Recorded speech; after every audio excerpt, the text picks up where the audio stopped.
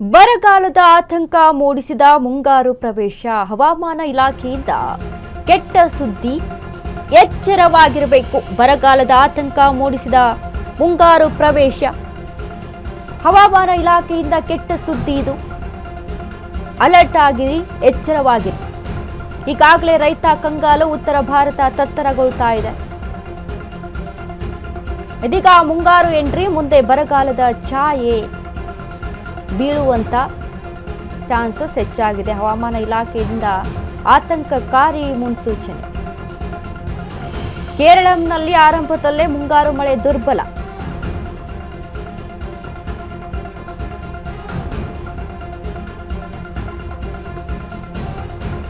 ಹವಾಮಾನ ಇಲಾಖೆಯಿಂದ ಕೆಟ್ಟ ಸುದ್ದಿ ಅಂತ ಹೇಳಬಹುದು.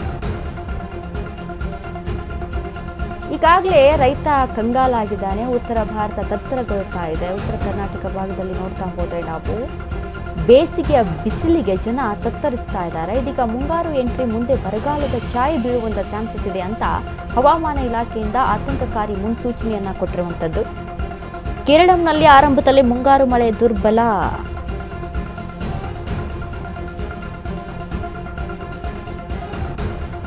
ಈಗಾಗಲೇ ಮುಂಗಾರು ಮಳೆ ಆರಂಭ ಆಗುತ್ತೆ. ರೈತರಿಗೆ ಖುಷಿ ಪಡುವಂತಹ ಸುದ್ದಿ. ರೈತರು ಬಿತ್ತನೆಯನ್ನು ಆರಂಭಿಸಬಹುದು. ಕೃಷಿ ಬೆಳೆಯಲ್ಲಿ ಹೆಚ್ಚಿನ ಲಾಭವನ್ನು ಪಡೆದುಕೊಳ್ಳಬಹುದು. ನೀರಿನ ಕೊರತೆ ಇರುವುದಿಲ್ಲ, ನೀರನ್ನು ನೀಗಿಸ್ಕೊಳ್ಬಹುದು, ಬೆಳೆಗಳನ್ನು ಸರಿಯಾಗಿ ಬೆಳೀಬಹುದು ಅನ್ನುವಂಥ ನಿಟ್ಟಿನಲ್ಲಿ ರೈತರು ಖುಷಿಯಾಗಿದ್ದರು.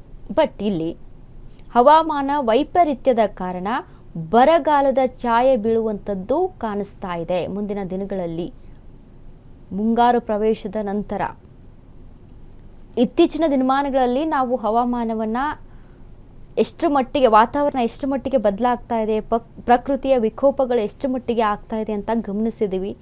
ಮಳೆ ಆಯಿತು ಅಂತ ಅಂದರೆ ವಿಪರೀತ ಮಳೆ ಆಗುವಂಥದ್ದು, ಬಿಸಿಲಿತ್ತು ಅಂತ ಅಂದರೆ ವಿಪರೀತ ಬಿಸಿಲು ಇರುವಂಥದ್ದು, ಚಳಿಗಾಲ ಅಂತ ಅಂದಾಗ ಅಂದರೆ ಹವಾಮಾನದ ಬದಲಾವಣೆ ಯಾವ ರೀತಿಯಾಗಿ ಆಗ್ತಾ ಇದೆ ಸೀಸನ್ ವೈಸ್ ನಾವು ಈ ಹಿಂದೆನೂ ಕೂಡ ನೋಡ್ಕೊಂಡು ಬಂದಿದ್ವಿ.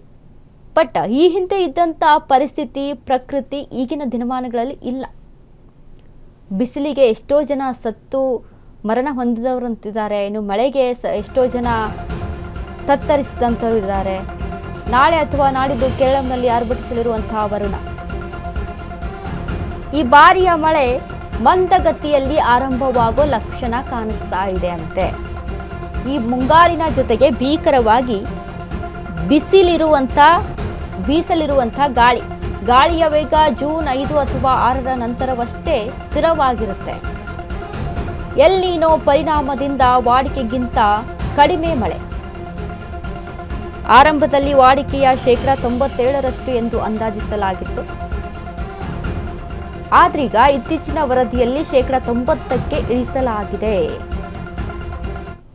ಹವಾಮಾನ ವೈಪರೀತ್ಯದಿಂದಾಗಿ